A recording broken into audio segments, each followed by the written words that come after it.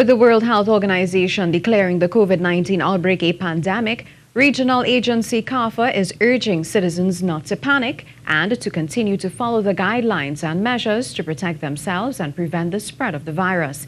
Executive Director of CARPHA, Dr. Joy St. John, explains the term pandemic.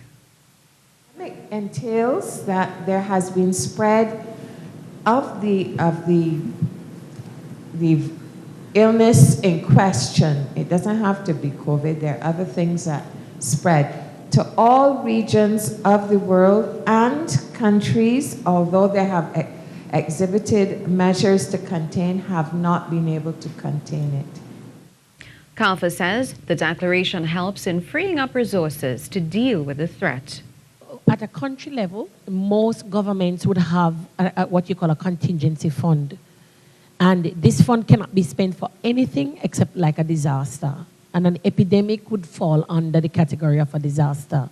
So the declaring of a pandemic would give the government a legitimate reason to be able to use that fund for any kind of frontline issue, whether if they need to build like an emergency hospital overnight or to bring in external staff to ramp up their capacity, they would be able to justify the use of that fund.